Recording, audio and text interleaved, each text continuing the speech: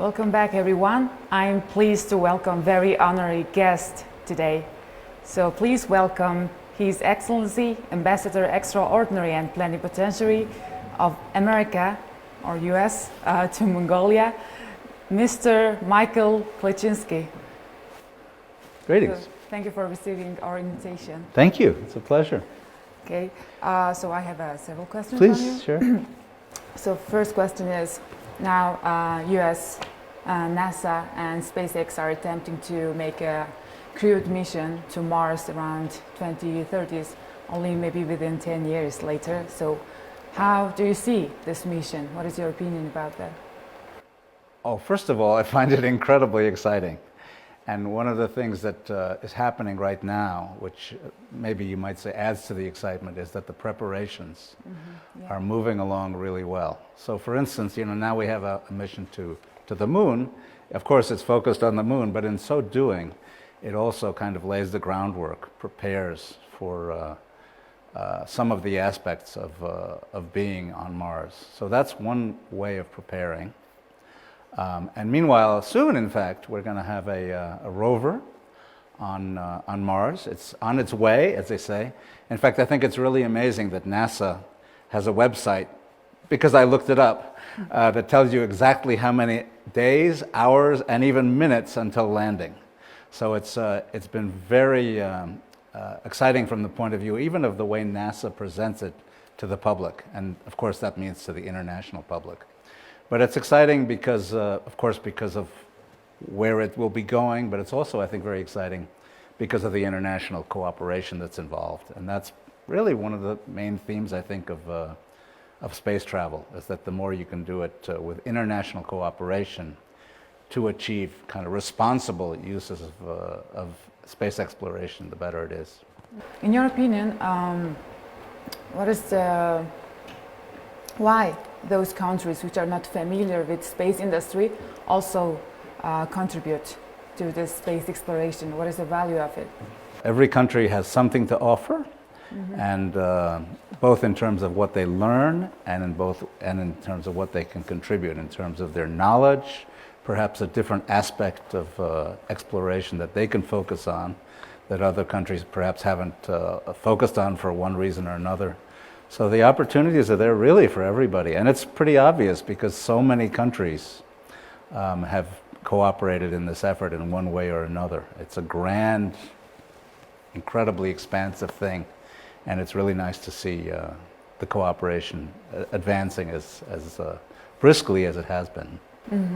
As you said, every country has something to offer, and it's really important because space industry is quite broad, and there are a lot of small sectors, maybe space food and suit, like this. Exactly. So I want to ask now about Mars 3. So Mars 3 project is also very special. We also offer something special for analog mission.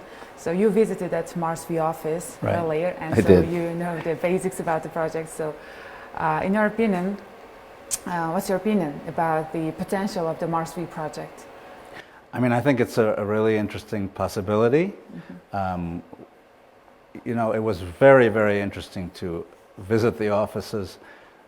One of the many things that really impressed me about it was the enthusiasm of everybody who was there and the knowledge base of everyone who was there.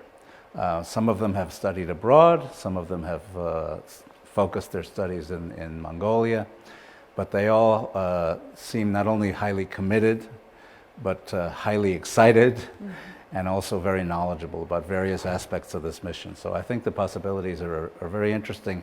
There has to be different ways, I think, of preparing for humans to be on Mars.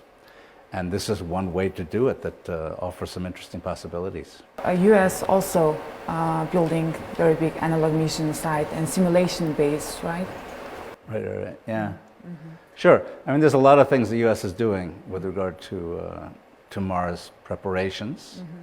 As I said, this rover that will be landing, it's less than 60 days away, and I could give you the exact number, but that mission, among other things, has equipment on it that will study the atmosphere of Mars, and obviously that has huge implications for people being there. So, as I see, it is also very important to cooperate and collaborate inside and domestically in the nation level. Right. For example, SpaceX with NASA, like this. So, how do you see the importance of government support in small businesses in space industry? Sure. I mean, SpaceX is a perfect, beautiful example of the cooperation of government with the private sector. And it's really unprecedented, I would say, in the way it's being done. So what we've seen is several missions already going up there. I have to tell you, I don't know if some of your Mongolian viewers follow me on Twitter, but I'm really excited about this. I've been writing about this on Twitter a lot. And there are times when you can see the International Space Station up there above UB, above Ulaanbaatar, and I've written about that several times on Twitter and Facebook because I find it so exciting. So in those cases, in what I've seen, every time I look up there, I see, I can just visualize the 7 astronauts who are up there, and I've watched the docking, obviously on Earth, but I've watched the docking with great excitement. And the docking is indeed the docking of a space station that's been there for several decades already, with a SpaceX Dragon rocket missile that is really developed by the private sector. So I think that's a beautiful example of the kind of cooperation that's always necessary, particularly in space exploration, but in all sectors, really. Yeah. So you have been in Mongolia for around 2 years? Correct. A little less, yeah. Yeah. So some people may wonder that how a country with only 3.5 million can carry out a giant project like Mars V. So how would you answer this question? Oh, I think that Mongolia has tremendous potential in terms of young people, in terms of their education system, and just in terms of creativity and new perspectives. And I think those are the key variables that give Mongolia so many possibilities. That's one of the things that's really impressed me. I mean, as a diplomat, I tend to go to a lot of universities, and I've been really impressed by the level of knowledge and the creativity of some of the people that I've met. Obviously, I don't only go to universities that focus on sciences, but I know that in the field of STEM, which is the term we use for science, technology, engineering, and math, Mongolia is, doing some impressive things. And I think one of the exciting things about Mars V and generally about focusing on space exploration is it not only gives a country the ability to contribute to an international effort like going to Mars, but it really encourages people to study things like STEM education fields. I think that's tremendously important because it benefits the country and it benefits the world. So having seen that here, not only with regard to the possibility of space, but things even like artificial intelligence, I'm really very, very impressed.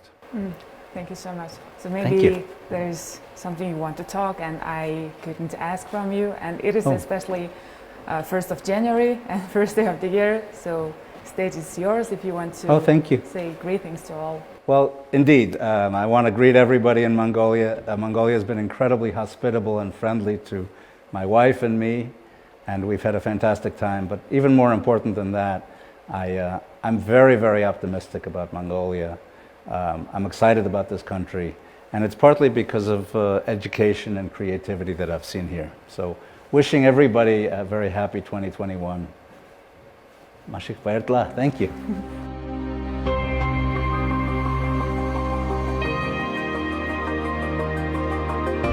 Mars on Earth International Digital Conference, Mars V.